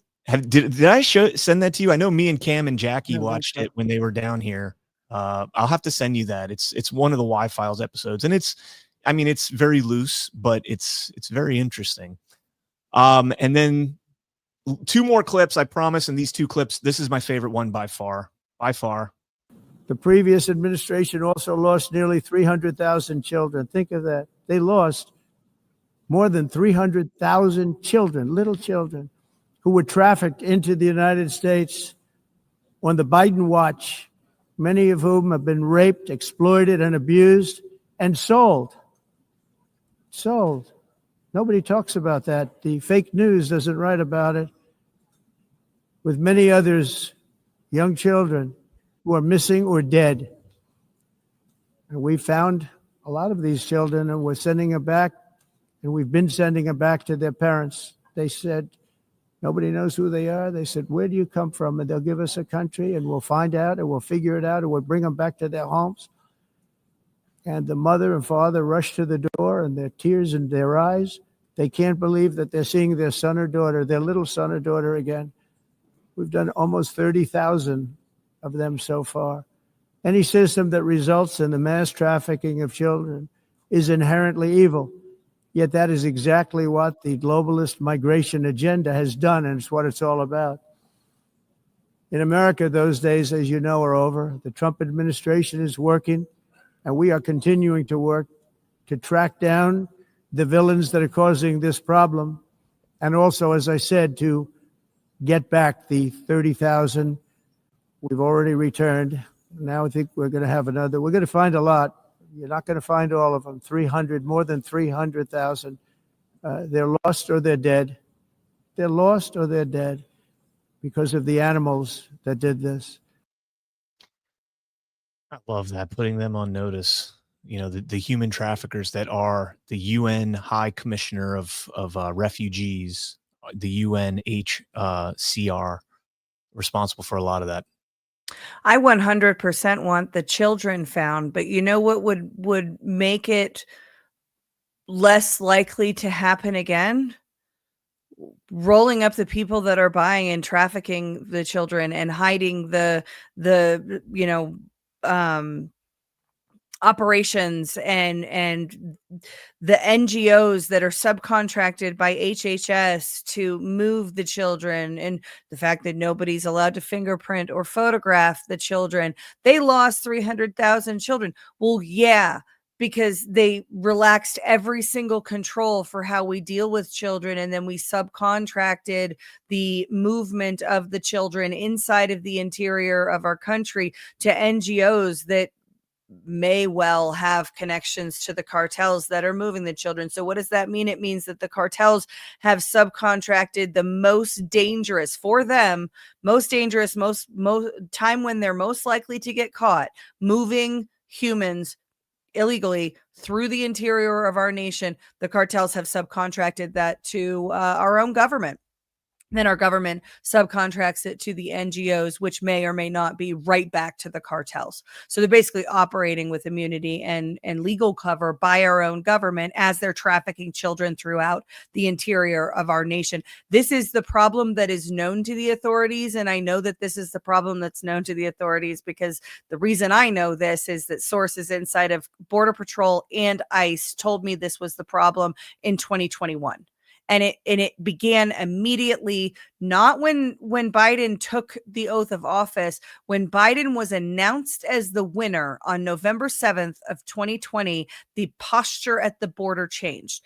The authorities and bureaucrats at the top of that change, the chain of command, the approach and policy for dealing with the migrant trains that were coming changed immediately on November 7th, when they announced that Joe Biden had won the fake election. So It's not just that we need to find the cartel people that are trafficking the children. We need to find the bureaucrats, the people that that change the policy. We need to roll up every single one of those NGOs that is responsible for moving the children. They're the ones that have lost the 300,000 children, and we can't. Blaming Biden for this is it's not going to accomplish anything, but B, it's running cover for the mass networks that keep this problem going. It's real hard to lose 300,000 children. You have to really try at that, and you have to have policies and bureaucrats and institutions and people in place that are helping you lose those children, or you just don't do anything at all. So I mean, it's hard if you're actually actively trying to prevent that type of thing, then it's difficult to lose 300,000. But if you don't give a shit at all, we talked about the 75,000 kids that called into the hotline specifically for them to report sexual abuse and other crimes, and nobody answered any of those calls. Nobody. And President Trump went and handled all of them. If they would have been answering those calls, eventually out of 75,000 calls, you would have led to the networks or networks that are trafficking these children and abusing these children, but they just didn't give a shit. So Ash, you're spot on. It's beyond just Biden. It's beyond just, Biden's closest inner circle. It's the entire thing from top to bottom. And yesterday we blasted them because they're going after Tom Homan for $50,000 that he allegedly was using to get government contracts while he's literally running a consulting group that does exactly that. Now they're focused on that. Meanwhile, these Catholic charities, organizations, and other religious institutions that were enabling all this, the UNHCR, nobody gives a shit about any of them. President Trump put them on notice right here. That's exactly what he's doing. I think that's right. I would just push back a little bit on the not doing anything, because I would theorize that if they weren't actively running cover and obstructing, then local law enforcement, county law enforcement, state, bureaus of investigations would identify and find some of these children and bust these operations as they're happening inside of their states. The problem is that it has the cover of the federal government and the incentive structures. We are not, if they find, Paco Gonzalez and is like, oh, this is the guy that's responsible for all of he's a cartel member and he's responsible for all of the trafficking. We found the 300,000 children. So that's cool. So they're going to be returned to their parents. And this isn't a problem anymore. And nobody from the NGOs, nobody from the government, nobody from the former DOJ, nobody from the Border Patrol chain of command that literally changed the policy and drove that down through their Border Patrol agents at the time that the administration shifted hands. None of those people are held accountable. We're being hoodwinked again, because you don't pull this off by just being like, oh, we're not going to look. You have to actively obstruct justice, I think, to lose 300,000 children. Lose. All right, and this will be the last clip we have from the UN speech, and the last one was my favorite because it's calling out one of the most critical issues as a globe that we're facing, and that is human trafficking, more specifically child sex trafficking. This one is just absolutely epic, and I know that he's going to have a lot of hate coming down for this one. In honor of this momentous anniversary, I hope that all countries who find inspiration in our example will join us in renewing our commitment, values, and those values really that we hold so dear together. Let us defend free speech and free expression. Let us protect religious liberty, including for the most persecuted religion on the planet today. It's called Christianity. And let us safeguard our sovereignty and cherish qualities that have made each of our nations so special, incredible, and extraordinary. Man, there's a certain facet of people in inner rings that were pretty upset about that comment right there. Yeah. All right, let's move. Well, it's also true. Yes. All right, let's go back. We're going to run out of time here. I do want to hit some quick stories here. The rest I'll save for tomorrow with Alpha. From Breitbart News, Representative Mark Harris, NC GOP delegation demand removal of judge after release of Irina Zarutska's murder suspect. They let this guy out on bail. After he killed her? Yes.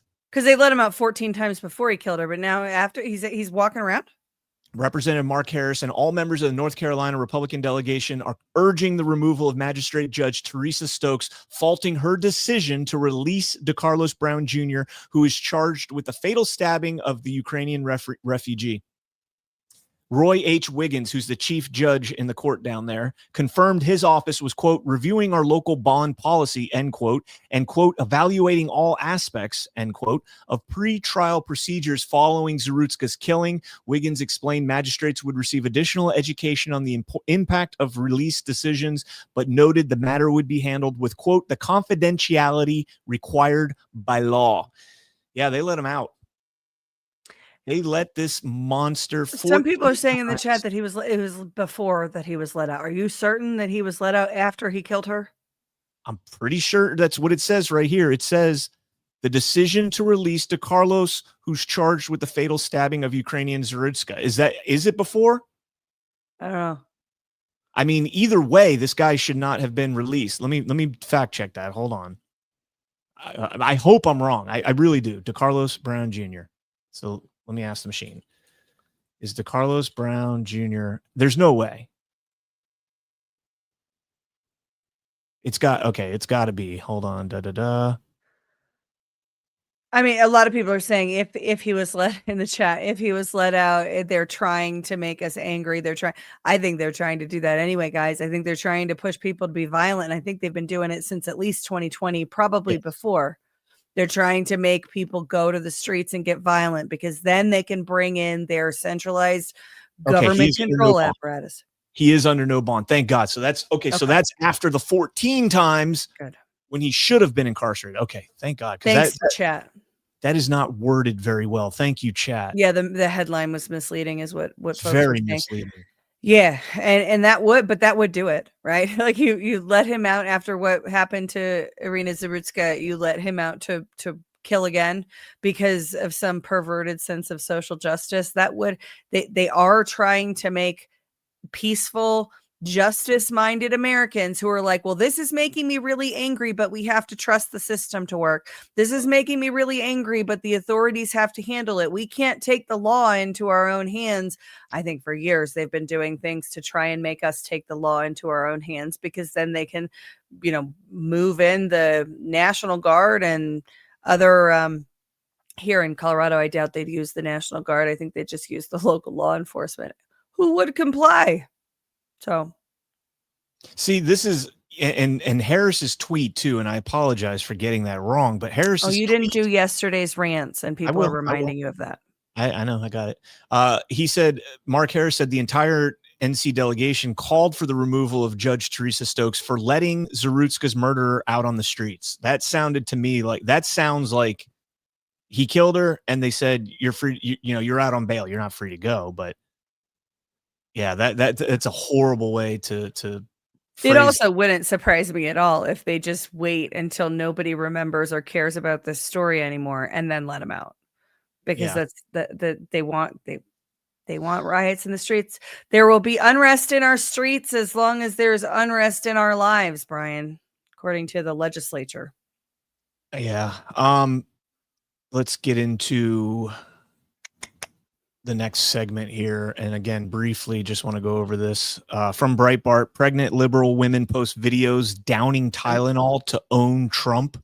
This is an attack on women, he says. I want to play this clip here of a molecular biologist from the University of Michigan who's been studying 4 vaccines. minutes long? We don't have 4 minutes for a clip.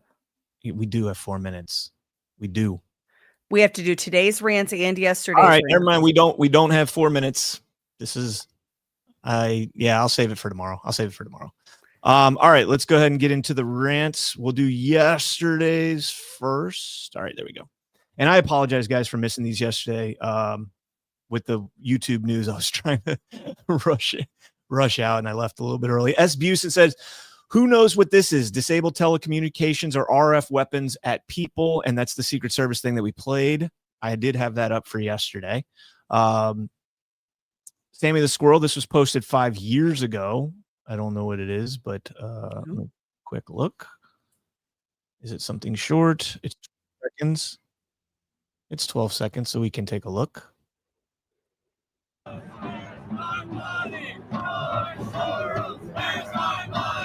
years ago. That's fascinating. Soros, where's our money is what they're saying. Yeah. Very fascinating. Good catch, Sammy the Squirrel. It was 5 years ago and they're still in the streets. So I guess they reconciled and he paid. Kitsko, tariff money should pay essential workers and screw the rest, the purge. Yeah, President Trump put out a truth yesterday that he's not going to negotiate with them because with Schumer and Jeffries because they want over $1 trillion in funding for things like Medicaid and Medicare for illegals, etc.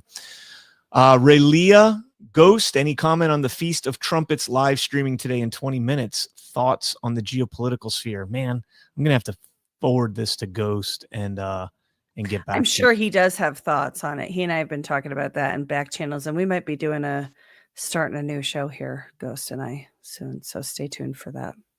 All right. Badlands, here we go. This is today. Thomas Times, Taco Bell on me today. Prayer request for my family. Wife is 39 weeks, 1 week to go. Got my Badlands baby onesies ready to go. So that means anytime. It means your baby is coming at any time. My babies were all 2 to 3 weeks early. So congratulations, best wishes, brother. and we're praying for everything to go smoothly and perfectly with absolutely no issues whatsoever, and very excited for you, Thomas. Amen. Old School 69, if what he says is true, he should not be sharing this before filing. He is putting himself at potential personal harm because the left does not like to lose or be showed up. Prayers for his protection. Referring to Jason. Yeah. He's got a pretty good team behind him. So it would carry on. Cam Cooksey, thank you to my favorite president, Donald John Trump, for removing the United States of America from all multi-level marketing companies. We should have thought about, and we should have never bought into Amway. Great show, Hermanos. Thanks, brother. AH13, did Trump just say crimes against humanity by stating those governments killed people because the electricity was too high to turn on the AC? He said it without explicitly saying it. I mean, yeah. You could read that statement that way, that it's the energy costs that made the heat situation what it was for those people to die. He did not explicitly say that, but I think you're right. He said it without saying it. Yep. CK Ruthoff. Meanwhile, Trump is encouraging CO2 pipelines being able to use eminent domain to take our farmland so Harold Ham can use that CO2 for enhanced oil recovery, 45Q tax credits. Taxpayers pay them. I don't know any context of that. I'll have to look into that. So they're using the CO2 for to get the oil better, I guess, to make it more effective. And it's using eminent domain. I'm vehemently opposed to eminent domain. I am absolutely opposed to it. But at the same time, you got to be able to move the oil somehow. Yeah, that's a slippery slope there. And I know you're now getting into the challenge rants of people helping us buy the $3,000 book on eBay. Yeah, that was kind of tongue in cheek, guys. I don't think we're going to get there. Well, we did not reach the target. We're still $2,999. Yeah. Look, if we get enough for a flight, maybe I'll reach out to the person and be like, "Hey, can I at least come and see the book?" Can I come see the book in person? Villas 34, here you go, Brian. Kitty 724, you got it. Faith and Freedom for me and 4 of my friends. Sammy the Squirrel, I'm in. Dev House, can't wait to see what you come up with. Thanks for all you do. New K's, America, fuck yeah, fly, Brian. Liberty Lion, dang, you're on. Breaking my bank, brother. Bravest, all in. Sarge 33-9, let's go. Tone Ranger, do it Q. Can I give all these back, guys? You're giving me all these rants on a kind of a joke. No, but maybe we could get them to like FaceTime you, and like we could, pay them $150, which is the total of the rant challenge today, and see if they'll FaceTime you and open the book and show, and you can record it so everybody can see it. We could try. I'm looking it up now. Ingersoll Lockwood original. Copy. While you're looking that up, I will continue reading. So D-Dale said, I'll go in for a cool 5. Simon Pure 22 says, from the Yins Badlanders. Scarfinger says, I'm in, LOL. Renee Min, Oklahoma, I think that is, or okay. I'm in. Apocrypha for World Records. Where we go, when we go all. Were you going to say something? No. Scarfinger, let's try again. Love you guys. We love you too. GTAC says K for $10. Thanks so much for that. Renee, again, do we know what's going on with that kids hotline in the Trump administration? I haven't heard anything about what the results or metrics on that. I'm not sure they would tell us results and metrics on that. No. They said I wrote an article about this. They said during the hearing that the Trump administration went through and either they went through all of them or they're going through all of them. They've responded to the messages that were left on that hotline. Okay. Barrow 17 says go, and Meerkat says for the book, and then Villas 34 said don't feel bad about the money. Use it for a good cause. We trust you, bro. Okay, so here is the book. Okay. Did they show pages?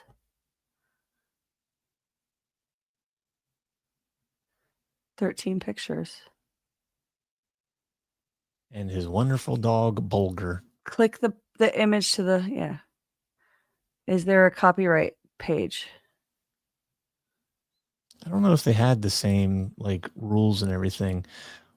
Isn't the Ingersoll Lockwood, isn't it 2 R's? Isn't it Baron? What's on the bottom of the page?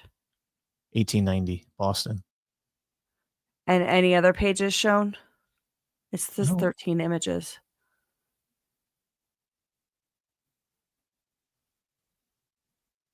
Oh, it's signed by somebody. So you could potentially date that ink. I could ask Eric Spakeen. He lives down here. He's very close to me. He's Yeah, in Fort Lauderdale. that's a good idea.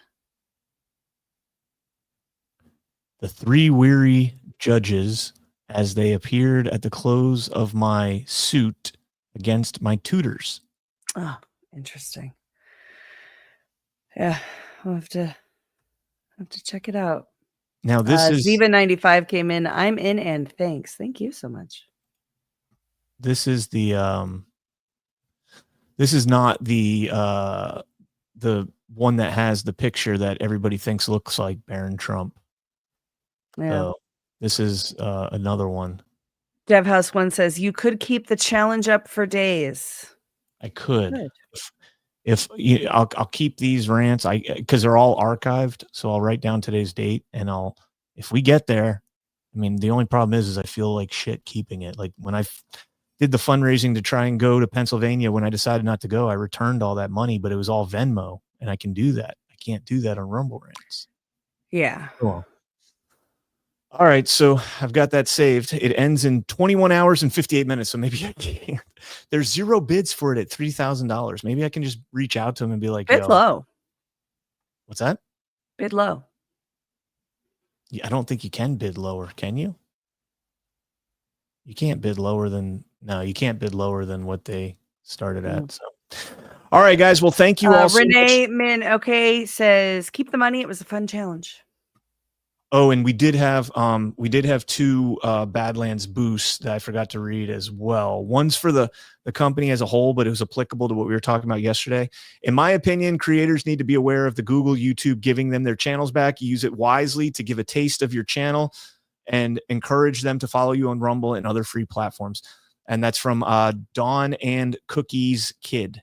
And that's exactly what I said yesterday. I was never on YouTube, so I'm observing this, but it is very interesting to me that everybody's celebrating getting their accounts back yesterday were people that I had thought never really lost their accounts. So that was interesting. I don't think any Badlander got their YouTube account back. And I was never on YouTube, so I didn't, I'm just watching you guys, but I know you lost a massive revenue stream. Jordan, Zach, John, I think Chris maybe, but none of those guys got their accounts back. None of our guys got their accounts back because this seems to be another limited hangout.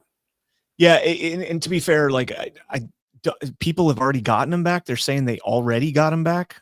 People were celebrating yesterday. I don't know Well, if they were just celebrating the idea or the fact that it happened, but we're celebrating because they said we're going to give back all the accounts that were canceled and terminated over repeated violations of the COVID and election policies that they had. So I haven't seen anybody yet that got it back. You're talking, there's 2 million accounts that they've banned over, the course of this. So it's okay. We have a few more rants. Rookie Irish, I'm adding this to the kitty. Don't feel bad, Brian. We love you all. True Deplorable, you can keep it. Ziva95, keep the money. Apocryphal World Records, we tried. And Ellen Springer says, thanks for making my every morning. You guys are awesome. Yeah. And then we had one more boost right here from 17Q Patriot 76. CannCon and or Alpha. I live just a few miles from UVU. I'm offering to go over there and do some videos. I can even do some kind of live video and just point the camera or go wherever you want me to go. We will be reaching out to you because we do need to get some video footage from there during our Badlands. It wasn't Badlands. Doing our band stream last night.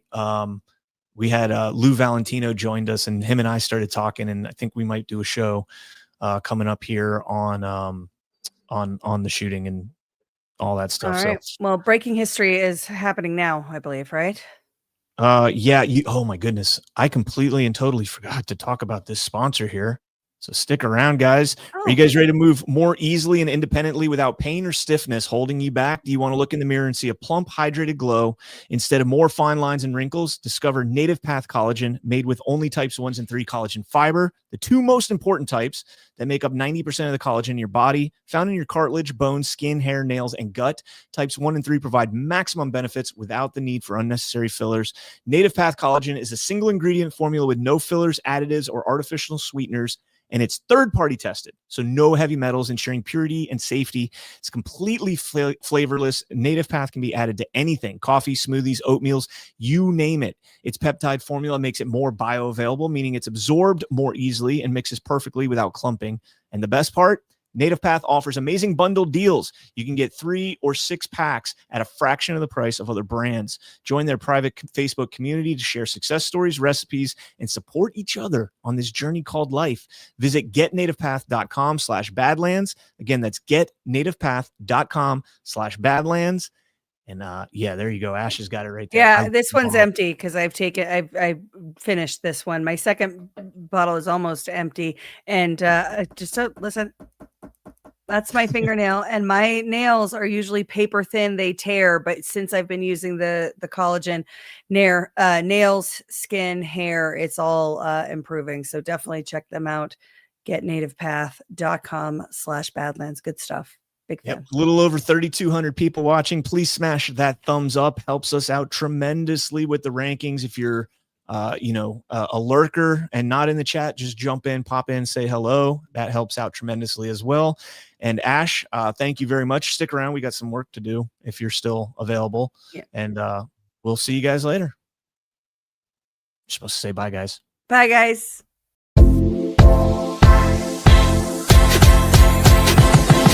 Deodorant should do more than cover you up. It should protect you all day long.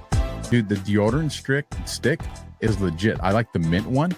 And, you go work out and you kind of get you get funky if you work out. Dude, at the end of my workout, I'm sweating, shirt got all those sweat. I'm like, dude, I still smell good.